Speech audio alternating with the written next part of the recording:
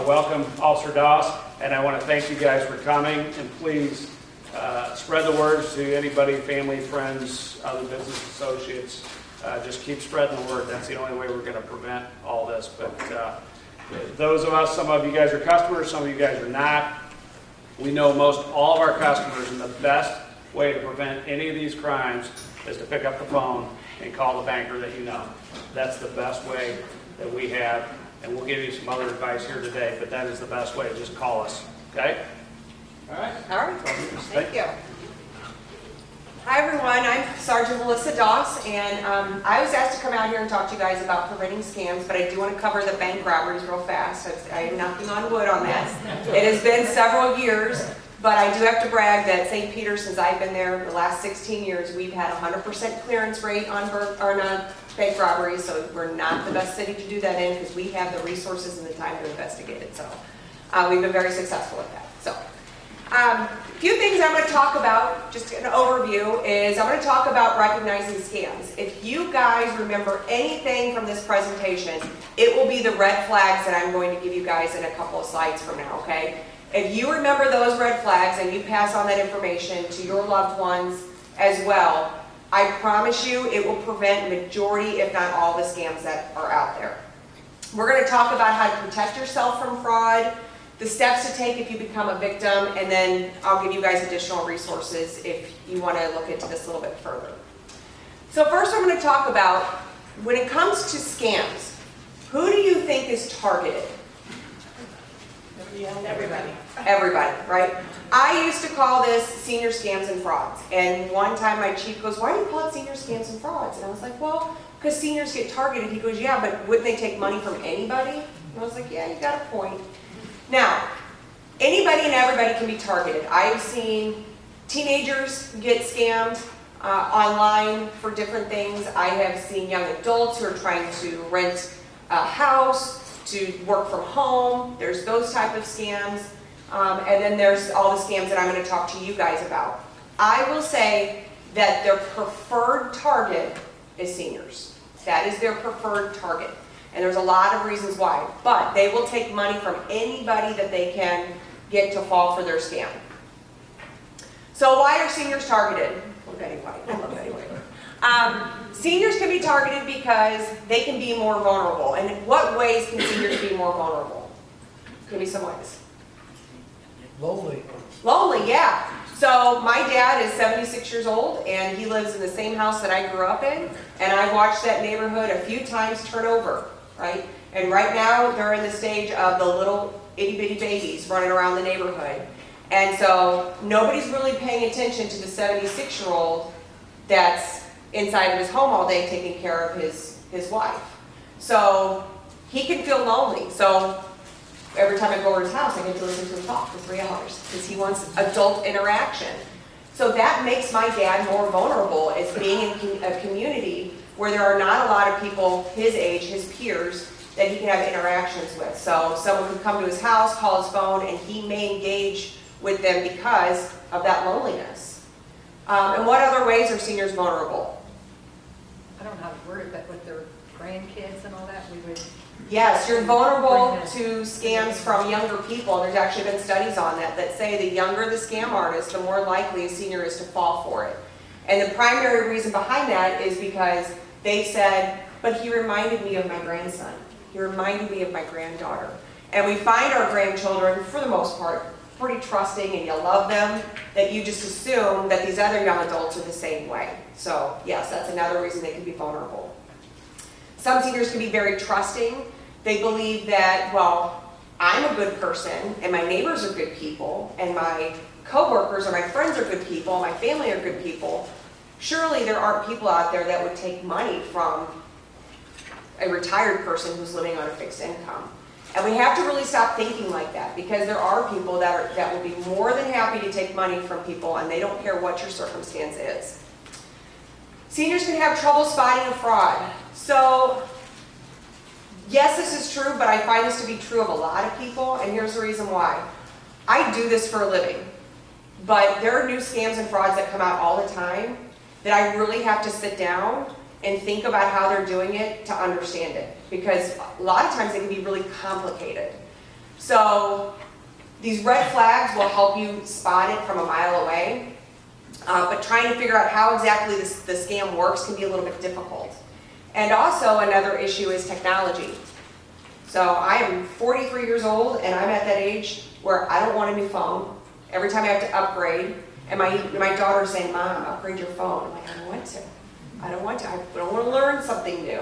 I don't want the new computer. I don't want all this technical stuff because I like what I have, right? So as we get older, we tend to be a little bit more resistant to technology, or we don't want to worry about what's on our email or social media, and that can make us more vulnerable because we don't fully understand it because we don't want to be a part of it. And obviously these are generalizations, so that can make it harder for someone to spot a fraud. Older victims find it difficult to end unwanted telemarketing calls. Do you think this is true? And we're talking generalizations. I have found this to be true as a general rule. Now, I'm going to talk about my dad a few times because when it comes to telemarketers, he's always been super rude with them. And solicitors at his door, especially if they interrupt during dinner, he is pretty angry, okay? He has zero problems ending unwanted telemarketing calls. But I have seen and talked to several older adults that get sucked into the conversation because the person won't hang up. And the victim on the other end says, well, he wouldn't hang up. And I'm thinking, why didn't you hang up on him? Well, I didn't want to be rude. See what I'm talking about? So that they won't give you that formal goodbye because they know that if they don't give you that formal goodbye, there's a high likelihood you'll stay on the phone with them. And the longer you stay on the phone with them, then the more opportunity they have to convince you of whatever it is, whatever scam that they have going on. Seniors are often reluctant to seek advice about financial matters.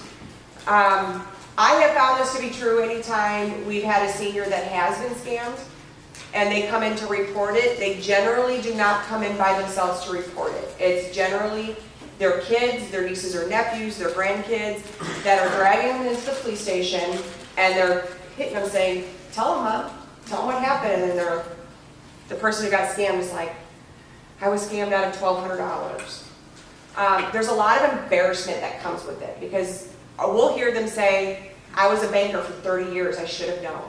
I was a police officer for 25 years in the city, I should have known. I worked in the tech industry for X amount of years, I should have known. We hear that all the time and there's embarrassment tied to it. In addition, they don't want to tell their kids, or they're reluctant to tell their kids, because if you're living independently and you are 75, 80 years old and you tell your kids, someone just scammed me out of $10,000, what do you think your kids are going to do? I see you roll your eyes over there. What do you think they're going to do? They're going to what? Go berserk. They're going to go berserk and they're going to just say, Mom, I can't trust you to handle your money anymore. I'm going to take over. And that's a huge source of independence. So we do see a lot of reluctance in that reporting because of that. Some generalizations about seniors. Seniors have a lot of assets. True or false? I know it depends on each individual person, but here's what I have found to be true. You have secure income coming in through Social Security, pensions, maybe some stocks, and savings that are in your bank. A lot of seniors have their homes paid off, cars paid off, so they don't have some of the bills that maybe I have with a 16-year-old that wants all the time, right? To where if someone called me up for $1,200, I just laugh at them and be like, oh, I'd like to give you. I've got a daughter who wants to go on vacation again this year, right? So people who are just starting out in life or are raising kids don't have, even though we may have a steady income coming in because we're working, we may not have that extra money. Whereas someone who's retired may have those extra assets. In addition to those assets, you have to think about actual property that you have. Whether it's the really nice china, the jewelry, things that have been inherited down the line that are worth money or are precious to you. We've seen people take advantage of seniors who are living independently and befriend them, and then unbeknownst to that person, they're stealing things from their home, like jewelry, like controlled substances, like pain medications and things like that. So we have to be aware of that. They can be more open to quick claims of profit especially if your retirement isn't lasting as long as you thought it would, or you didn't think that you were going to make it to 90 years old, and geez, now here you are, look at you, and you've been retired for 40 years, and so they could be open to those claims of I can boost your retirement savings or those reverse mortgages. May have trouble remembering things. True? False? Yeah. Not only just from normal aging, but what I've seen this at mostly is when somebody has a cognitive issue. So someone has early onset dementia or Alzheimer, we have seen them be victimized more times than we can count. So it's so important that if you have a loved one in your life that's just recently been diagnosed with dementia or Alzheimer's, that there is a trusted loved one that is watching their accounts. And if it's somebody who's living on their own, then it really should be two family members. So maybe the son and daughter should be watching the account, not just the son. There should be two people watching those accounts. But really somebody should be paying attention, because there are people out there that will prey on their vulnerability and steal money from them because they're going to have trouble remembering details. We already talked about they may be isolated socially and desire company. I love those retirement communities. I love going to those places because I can skip over a few of my slides when I go to those places, because they're so protected, because they're around peers and they're staffed. The doors are locked at night for the most part, so that's a really protected area. They have strong values about being polite, and they often avoid report being scammed, like I said. So the reason we care is because your potential for recovery is very, very slim. Most of these scams that I'm going to cover take place outside of our country. And if it takes place outside of our country and you send them money, there is nothing we can do to get that back for you. We'll take the report for the bank, or we'll take the report for your credit card company, or just for our records. But once we take the report, it gets filed away and we never touch it again. Because we know we can't recover this for you because the perpetrators are outside of our country. I've only seen one scam where the woman was able to recover her money, and that was because he lived here locally and he took advantage of her because she had Alzheimer's, and it was part of the judge's ruling is that he had to pay back every penny to avoid prison time. That was the only time in 16 years. The loss of money is more severe, has a more severe effect on seniors for mental health, and the mental health obviously affects physical health. So here are your red flags. Number one, did they contact you? If someone emails you, if someone texts you, if someone calls you, or someone comes to your house, and you did not know they were going to text, email, call, or stop by, you should be skeptical. You should have your guard up, and you should be asking lots of questions. So if your bank called you to say, we think there's fraudulent activity on your account, did you ask for them to call you? No.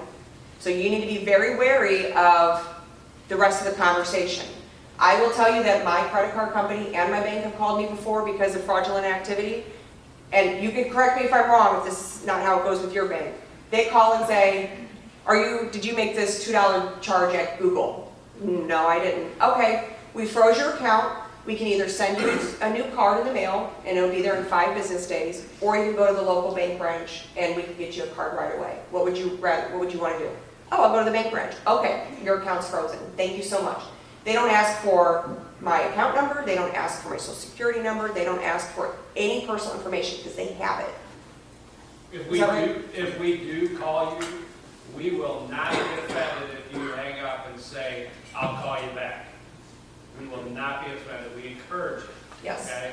So if you don't recognize that person on the other side of the phone, hang it up, call us back with our number, not a text link, not an email link, nothing. You look it up on the web and figure out our number and you call us directly. We will not be offended. We would appreciate it. And we also say that as a police department, because police officers could call your house and say, hey, do you own this vehicle? And you should be saying, how do I know that you're with St. Peter's Police? And then we'll say, Google our phone number. This is what it is, but go ahead and Google it to verify.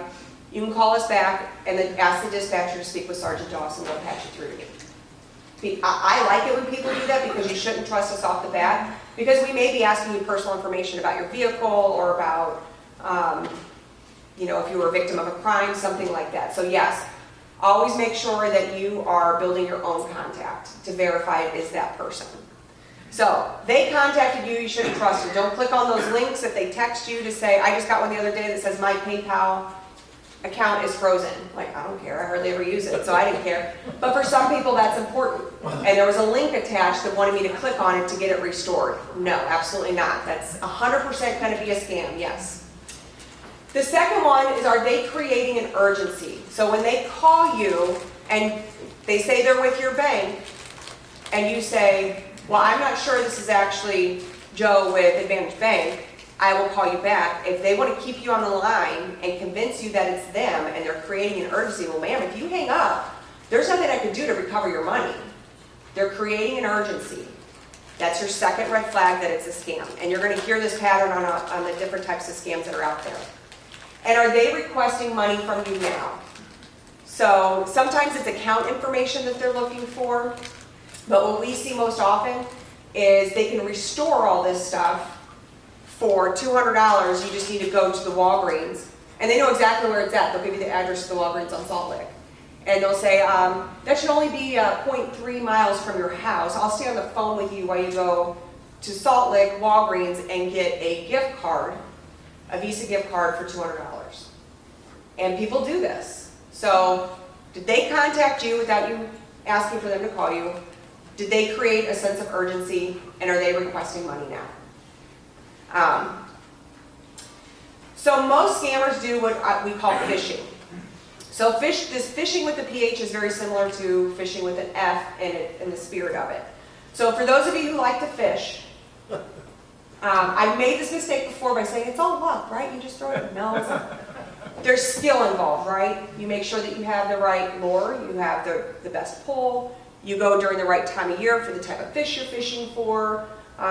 You probably have your little honey hole spot that you don't tell your friends about because you don't want anybody else fishing in that spot. And then you cast the line out, and then it's a little bit of luck, right? It's like, are they actually going to bite today? That's what fishing with the PH is. They are being very methodical about who they're picking. They're trying to pick people who they think are going to fall for whatever scam that they have. They come up with a good line, either representing themselves as a police officer, they're representing themselves as someone from the IRS, they're trying to convince you that you want a sweepstakes. They cast that out, and they hope somebody bites. So for a lot of these bank scams, if they say, or I'll even say PayPal, like for me, how many people in here, just by show of hands, has a PayPal account? Okay, so that was about a third of the room. So I call everybody in this room, and I say, I'm with PayPal, your account's been frozen, there's been fraudulent activity. 2/3 of you are going to hang up on me. But a third of you are going to stay on the line with me because you're at least going to see what I have to say. Of the third of you, so there's about 15 of you that raised your hand, how many people do you think would give me personal information? I'm not talking about you guys in this room, but just in general, 15 people. Out of 15 people, how many people do you think a scammer could convince to give some type of personal information or money? 2 or 3. 2 or 3. Let's just say there's 3. So 3 out of a room of 45 or 50, is that a good day? Yes. Yes, that's a good day. So that's essentially what they do when they're sending out these emails, when they're making these phone calls, when they're sending these text messages. This is what a phishing example looks like. We've all seen these emails before. I find them comical because they generally address you in a generic way. I have a junk email account that had my 2 previous cats' names on it, Simon and Darla, and they address me as Dear Simon and Darla, and I'm like, this is trash because you address me by my email name. So you'll see that sometimes, or that'll be generic like Visa customer, Discover customer, PayPal customer. They don't actually know what your name is. The grammar is bad, so for those of you that are good at grammar, you'll notice there's a lot of grammar errors, capitalization errors, and then they will direct you to another account. Or not another account, but another website. So there's always going to be some type of link in there that they want you to click to direct you away from that email, and that link is going to bring you to their website, which is not secure. Even though it'll give you the illusion that it's secure, it is not. So some of the scams that are going around, we have the IRS scam, and I also put in there the jury duty scam because they run in very similar ways. The IRS scam was hot, I think, in 2018, 2019 timeframe.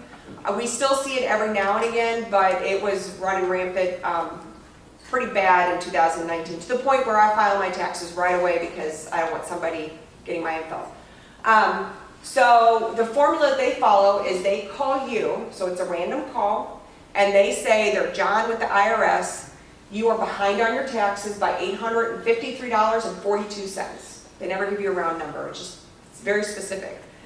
And that if you don't pay that immediately, so there's your second red flag, that they create that, they want the money now, then we'll send St. Charles County Sheriff's Department to come arrest you. There's your third red flag. They've created that sense of urgency. And the reason people were falling for this one is because you have a lot of law-abiding citizens out here in this county. They made it sound like it was true because they said St. Charles County Sheriff's Department.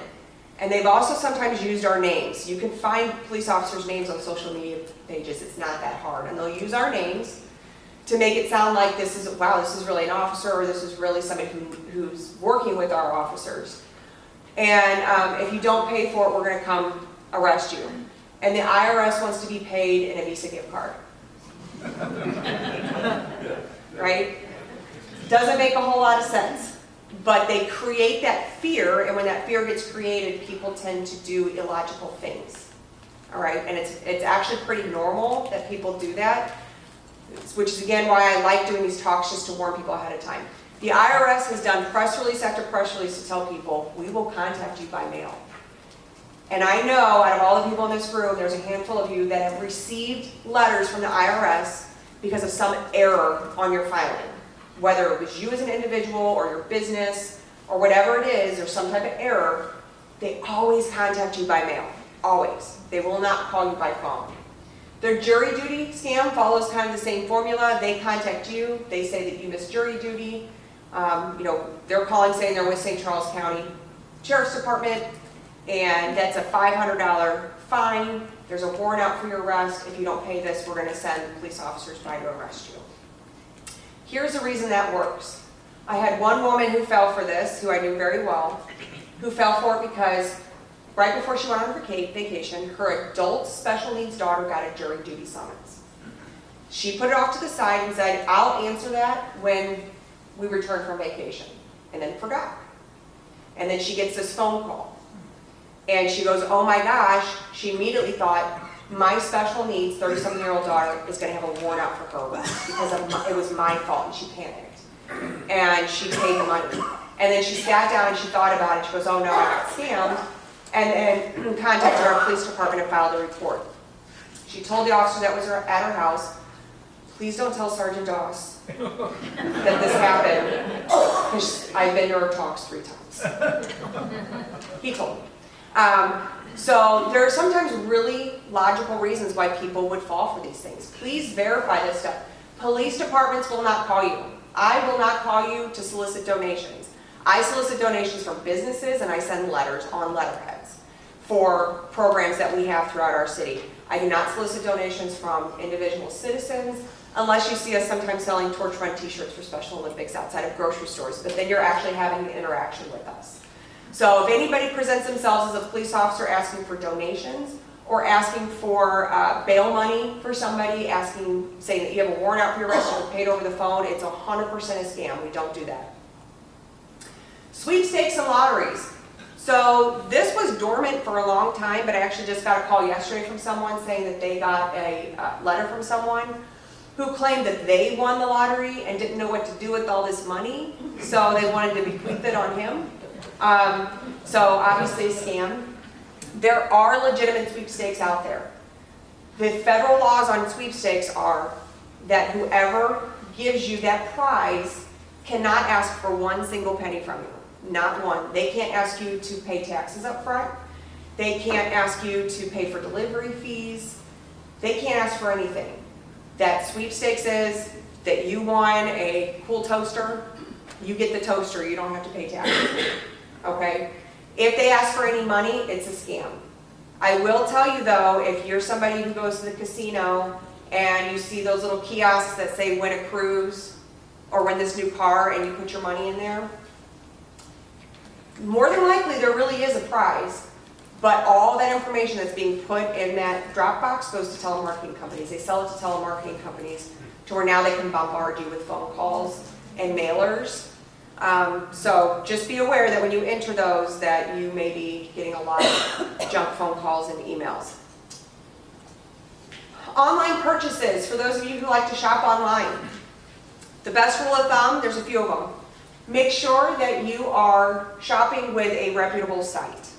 So your Amazons, your Macy's, your Kohl's.com, sites that you know who they are. I told you I have a 16-year-old daughter. She likes to shop on all those really foreign ones. And she knows if she wants something off there, I have to research it first. And when she shops on there, we're using a gift card. She's not putting any of her personal stuff in there because to me, those aren't reputable sites like Amazon would be or JCPenney or whatever. So make sure it's reputable. Make sure that when you're in the checkout screen that the address bar says HTTPS, the S stands for secure, and or there's a padlock on the address bar to show you that's secure. The other thing you should be doing is you should never, ever, ever, ever, ever, for any reason whatsoever, be putting your debit card for online purchases. Ever, ever. At minimum, it should be a credit card. If you even are, I know people that are even more wary of that they actually will load a gift card. So for those that shop on Amazon, I know people that will load an Amazon gift card and then shop off of that money. But they won't actually put their credit card or debit card in there. Here's the reason why. If you use your bank debit card on Amazon and that gets a data breach, they can drain the money from your account. And then it's going to take some time for your bank to investigate and get that money back. Even if that time is 3 days, that is still extremely stressful and you have bills that are set up to be paid. You don't want people getting access to your bank account. If it's a credit card that's not tied to your bank account, those are nice because if someone gets your credit card number, which they've gotten mine before, I just call them and say, I was not at Six Flags in California. And they go, okay. And then I just had to sign an affidavit and then they took it off my account. You can contest those and it's not your money, it's the credit card's money, okay? Really the safest way is to use gift cards online, but that can sometimes be a pain. Tech support scams. So this one I just get periodically. I have seen pop-ups on my computer before. I haven't seen them in a long time. If you get a pop-up on your computer that looks similar to this, like warning you your computer may be at risk, the best thing to do is just do a hard restart. Don't click on the X button to exit out. Don't try to get off of this pop-up. Just turn your computer off, let it stay off for a minute or two, and then restart it. The reason why is because sometimes the X at the top right of it can actually push you into their website or push you. It's a random call. They're telling you that there's a virus on your computer. That really shouldn't make any sense. How would they know there's a virus on your computer? If you quiz them and say, well, what kind of computer do I have? They have no idea. They will then give you instructions on, I'm not a tech person, but they make you do like Control-Alt-something, an F key. And what they're doing is you're allowing them now to have remote access to your computer. They're giving you instructions for them to get remote access to your computer. Once they have remote access, they do all this gobbledygook on there and makes it look like they're, oh, look, all this stuff I'm cleaning up for you. And then at the end of it, they say, well, that's $500. I fixed your computer. And if you say, well, I'm not paying $500, then they're going to hold your computer hostage until you pay them. And then once you pay them, guess what? They're still going to hold your computer hostage because now you owe more money. So if you really are worried about a virus being on your computer, bring it to a loved one in your life that's good at computers and have them check it. Or bring it to Best Buy or someplace to have them look at it. Do not allow someone to convince you that there's a problem with your computer. And then the other one is the imposter scam. I used to call this the grandchild in distress, but we've also seen this as employees calling their boss at Applebee's or Red Robin and saying, I've been arrested, will you pay my bond? And I'm shocked at how many bosses will pay their employees' bonds. I would not. But, so it can come from various people, but mostly we see it as the grandchild in distress. And this is where you get the phone call, the random phone call, and they say, Grandma, is that you? And then most of the time you guys go, Bobby? And they go, yeah, Grandma, it's Bobby. Grandma, you gotta listen. I got in a car accident. I'm down in Mexico with my friends on a bachelor party or spring break. Got into a car accident. I totaled the rental car and I have to pay $1,200, otherwise they're gonna arrest me. Will you wire me money or will you send it to me on a gift card? And generally, when the grandchild tells you that quick story, they'll say, I'm gonna hand the phone over to somebody who can help you with that, that's like a nurse or that works at the police department, and then now you're talking to somebody that's from Mexico. So always verify. I know how much people love their grandkids. I know my mom would have protected my daughter. My daughter could have ran to her house at any time. My mom wouldn't have told me anything because my daughter could do no wrong in her eyes. So I know how much you guys love your grandkids more than your own children. So, but they prey on that. They know that you're going to be protective of that when they say, please don't tell Mom and Dad. You need to verify the information before you are sending money to anybody. Verify, are they actually down in Mexico? And you'll find that 99.9% of the time, no, they're not. We've also seen this in the form of somebody's email will get hacked, and you get this random email from someone saying, hey, it's Bob from such and such. I'm on vacation with my wife and I lost my wallet and I'm not going to be able to get to the embassy for 2 or 3 days. Can you send me money? And it's coming from the email address of either a work associate, a business associate, a friend, and sometimes people do send money through a link online, so don't fall for that either. All right, charities. So here's my advice on charities. I'm a huge advocate of sticking with the charities that you know. Sticking with the charities that you've done research on that have a longevity or have a good reputation. And here's the reason why. Anytime there's a major disaster, so let's just say the Boston bombing several years ago, there are going to be pop-up charities that are going to raise money either for the Boston Police Department heroes or for the victims of the marathon runners or whatever the case may be. There's going to be these pop-up overnight charities. And there's no guarantee they're going to spend that money the way they say they're going to spend it because there's not enough longevity of that charity for you to do your own research. So stick with charities that have a reputation that you're good with. You can check tax records. You can go on guidestar.org and check tax records of different charities to make sure they're spending money the way that you approve of as someone who's going to give up their hard-earned money. My second advice is, let's say you donate to the American Heart Association every year. They call you and they say, hi Bob, this is Sally with the American Heart Association. We saw last year you made a really generous $100 donation. Can we put you down for another $100 this year? And you go, oh yes, absolutely. I meant to send you guys a check, but now that you're on the phone, I'll give you a donation. So let's say it's not a scam. It actually is somebody representing the American Heart Association. Here's what happens. You donate $100 over the phone to this person who called you, and $70 to $90 is going to go to that telemarketing company that called you. That is not somebody who works for American Heart Association. It's a telemarketing company that got hired, outsourced by that charity. So only 10 to 30% of your donation will go to your charity. So if you get those phone calls, do not donate over the phone. Build your own contact. Go online, get that P.O. box, send your check off. Donate online, however you feel comfortable.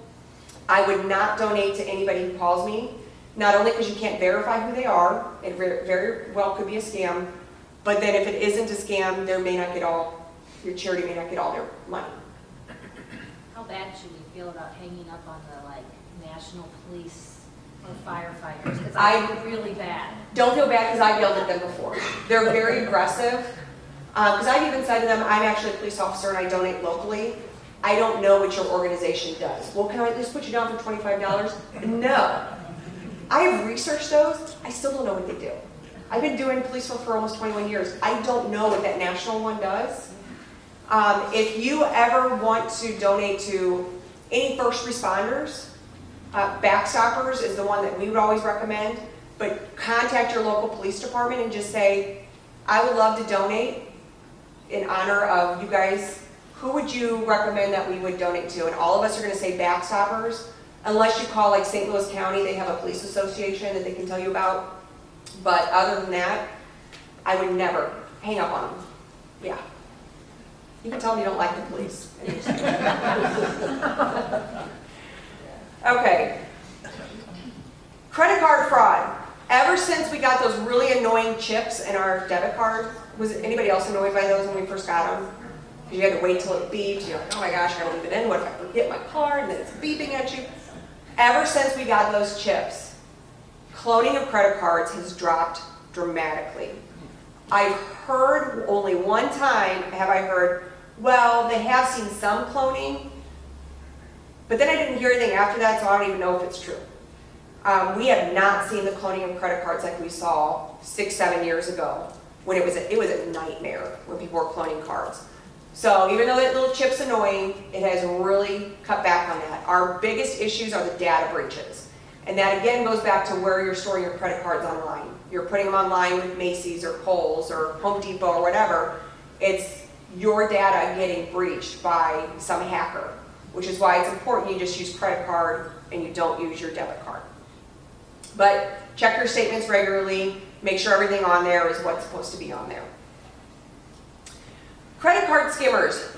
These are things that just, they'll pop up. We'll have 2 or 3 that pop up and we won't see them again for 3 or 4 more years. So they still are relevant to talk about. There's 2 different types of credit card skimmers. There's the ones that go on ATM machines. So before you use an ATM machine, I would just advise that you put your hand on the reader, jiggle it. If it jiggles, there may be a cover on it that is a skimmer, and report it to your bank. In my experience, we have never found a skimmer on a bank ATM machine. Because correct me if I'm wrong, but most banks that I'm aware of have a daily opening procedure where they're supposed to check their ATM machines every single morning to make sure it hasn't been tampered with. So banks I've not seen be victims of this. I've seen standalone ATM machines that you find in convenience stores or at the local fair. Those are the ones that are most vulnerable because nobody really checks those. So the ones that we've seen probably the most are those internal skimmers, and those are impossible for you guys to check. Because what they're doing is they were hitting a lot of our gas pumps. They're using a key that has not changed at that time, had not changed in 30 years. So there's a lot of those keys floating around, and people are using a key to open up a gas pump door, inserting this Bluetooth, which is about the size of a stick of gum, and they put it in there, and then they go sit in the parking lot with their laptop, and every person that goes in there and puts their card, they're getting your information. So the good thing lately is that most of the bigger gas companies have put up security features. Like I know for sure QT, if that door gets open on the gas pump, it automatically shuts off and sounds an alarm to the cashiers, and they cannot restart it until they go out and physically check the gas pump.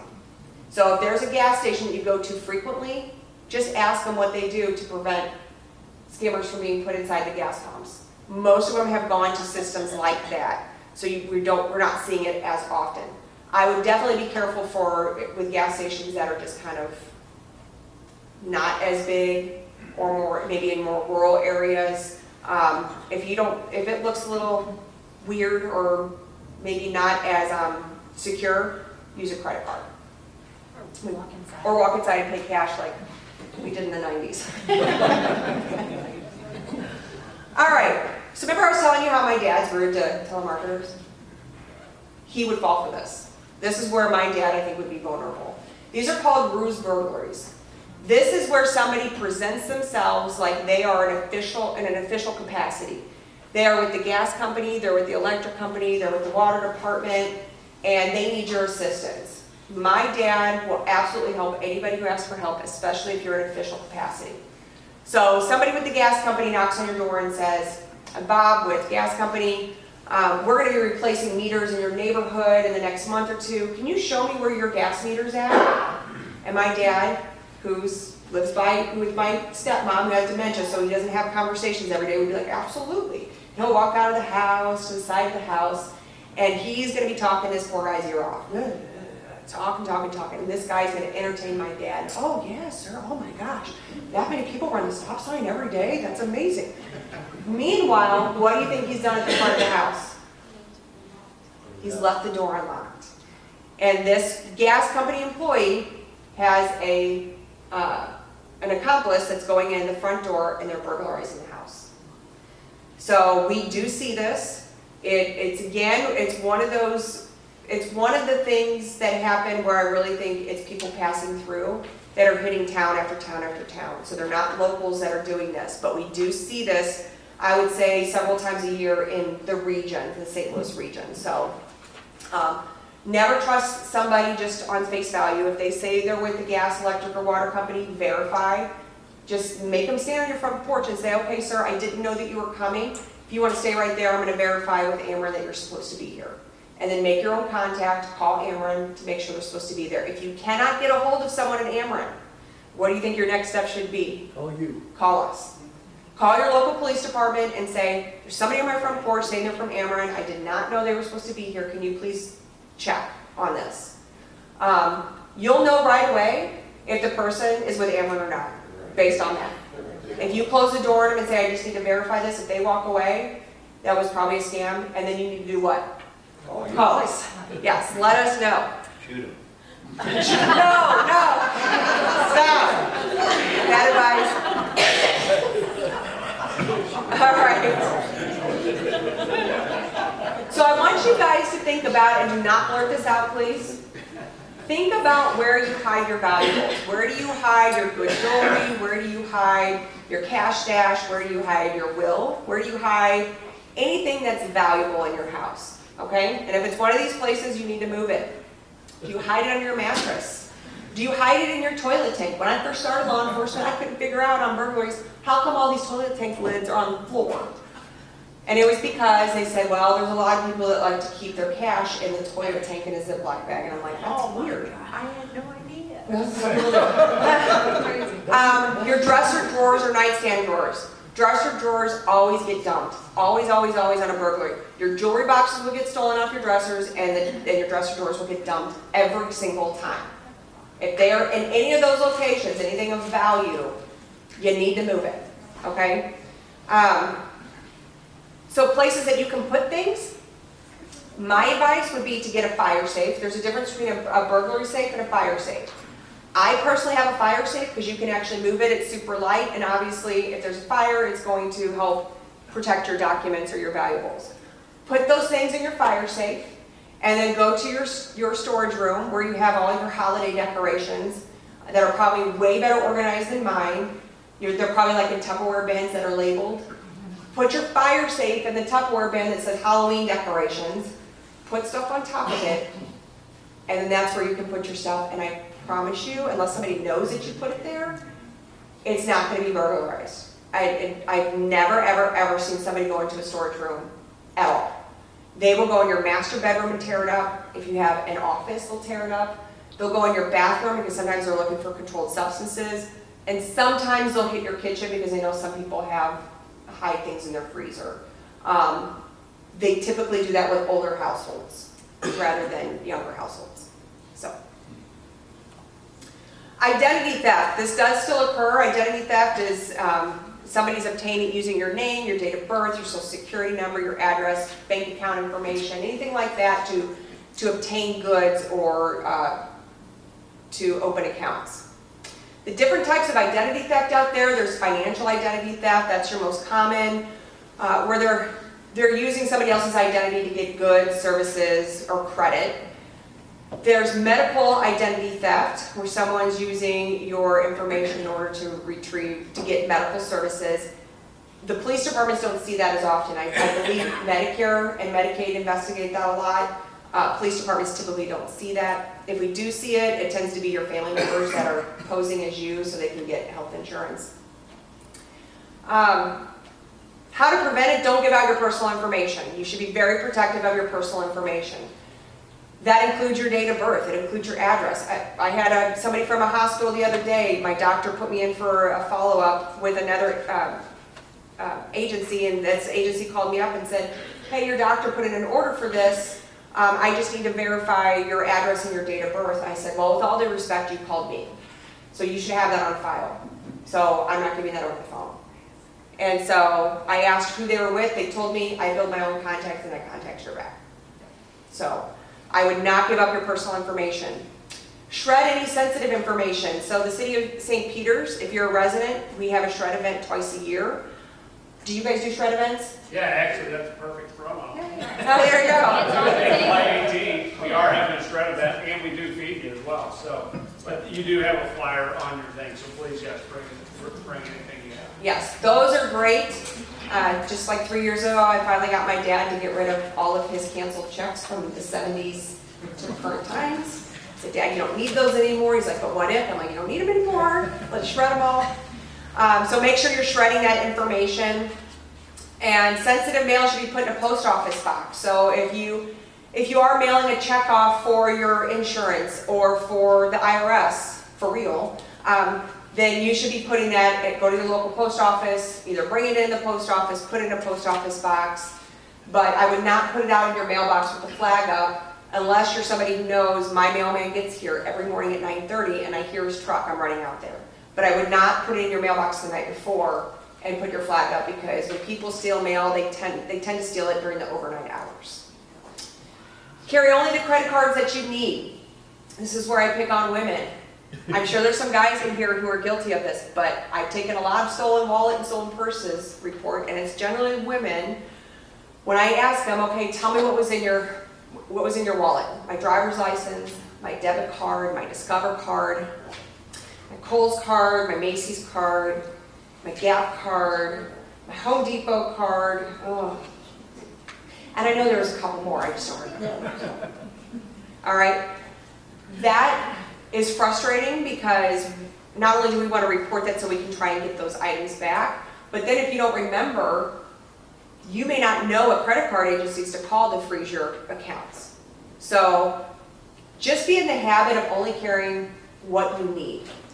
Driver's license, debit card, and potentially your credit card. Do not carry your Social Security card with you, or anything with your Social Security number on it. Thank goodness Medicare finally got rid of the Social Security number off their card.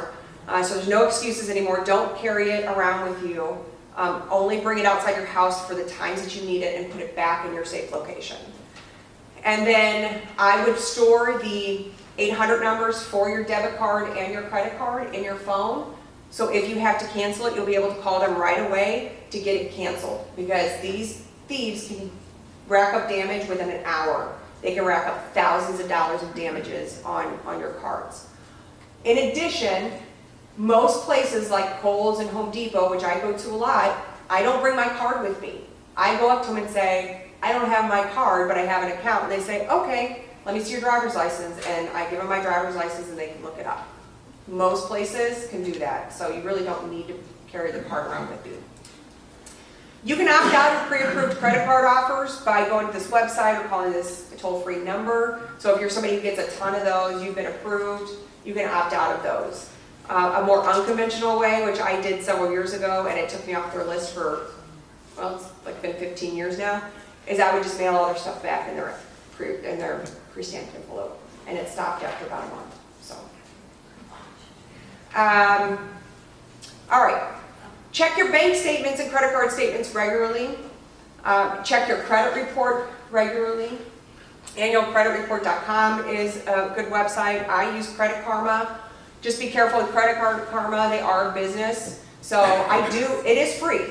They tell me my credit score. I get to monitor all my stuff. They tell me when something's been paid off or a new account's been opened, and they're pretty quick with it.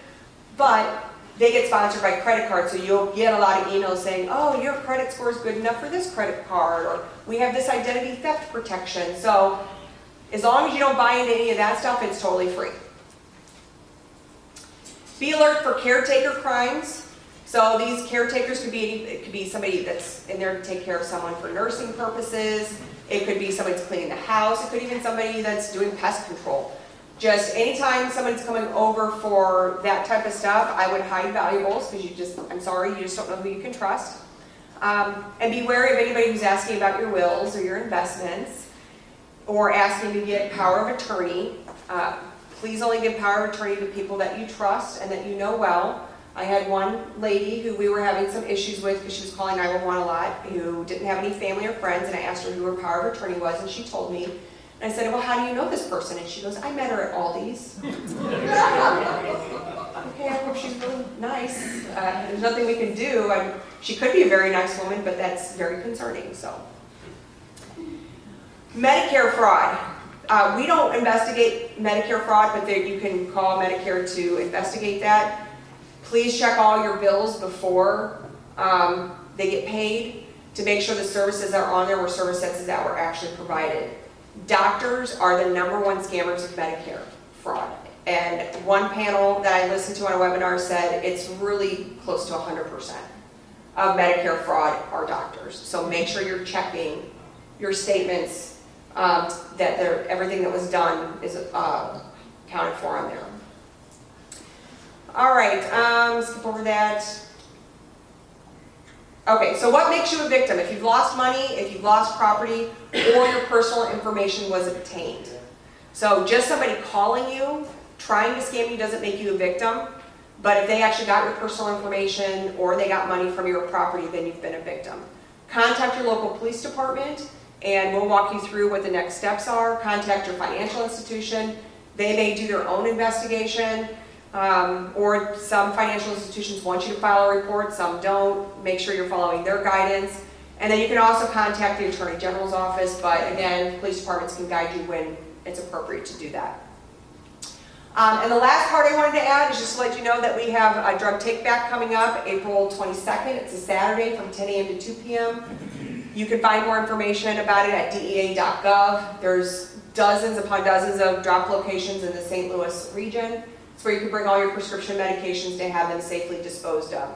Don't bring us your vitamins and your vapor rub and your cough syrup.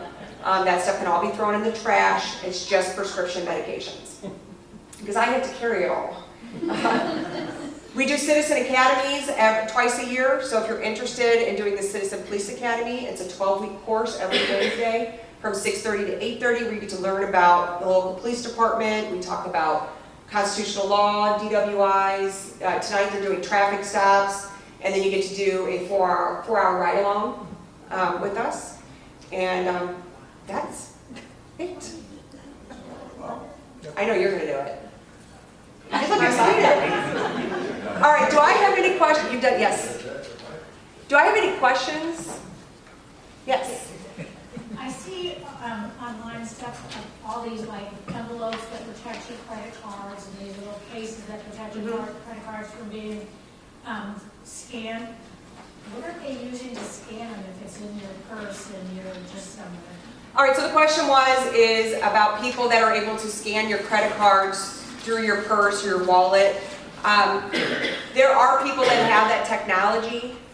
It's hard for us to determine if that's how your credit card company or your credit card information was actually compromised, so we don't know how prevalent it is. But there are people out there that are advertising wallets that will protect your information, your credit cards and that chip from being scanned by these scammers. They have a device that they can just walk by and apparently they can pick up your information off your card somehow. I'm not a techie, I don't know how that works, but I do know that it's warnings that are given out that those wallets can help protect your information. Yes.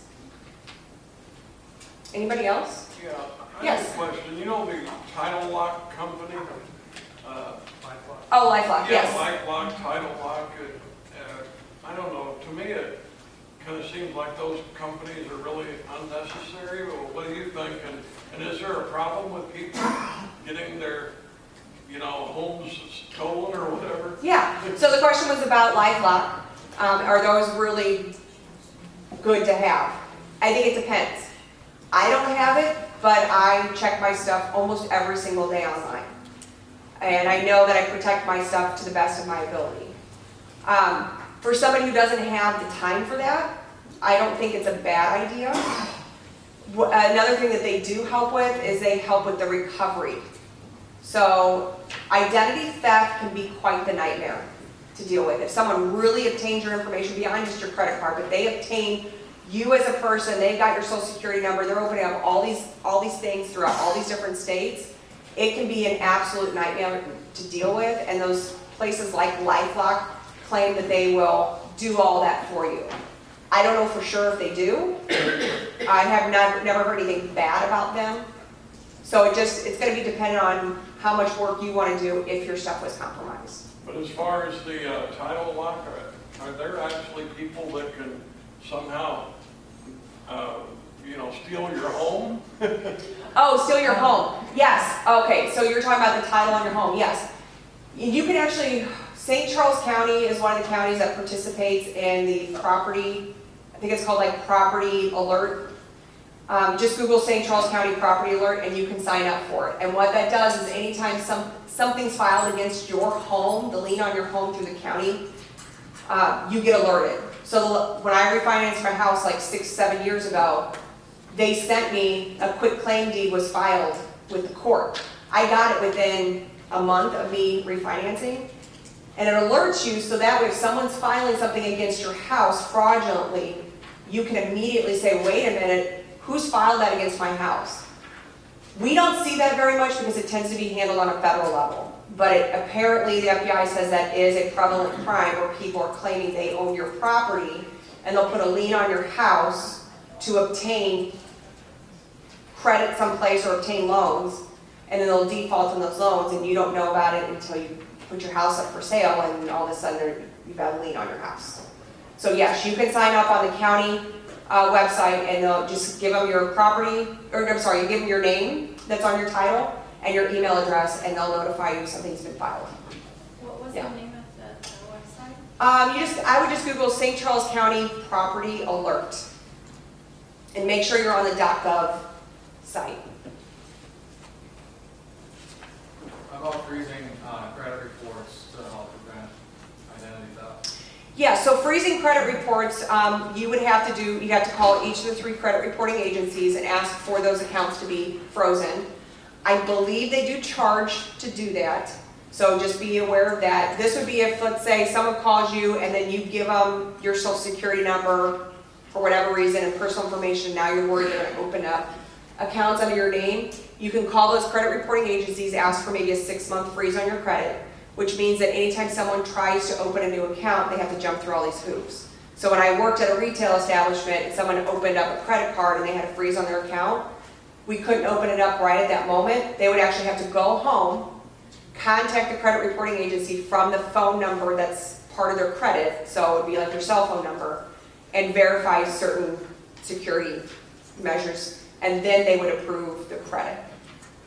So you'd have to jump through a lot of hoops when you're trying to open credit if you have a freeze on your account, but it is worth it if you think somebody's compromised your information. Yeah. It's like $5 per, like, equal tax. Okay, so $5 a month? Per person. Oh, okay. Oh, that's not bad. It wasn't, and it's gotten a lot easier. You just Okay. have to make sure. Oh, okay, yeah. And if you have that code, you can unlock it by going on. I was gonna You say, have to Okay. you want to be able to unlock it because in case you were applying for a car loan or Mhm. something else. Otherwise, they can't do anything for you, so, yes. Yeah. Yeah. Any other questions? These are good questions. Okay, well, I'm gonna stick around for a few, so that way I'm, respectful of everyone's time, and thank you guys very much.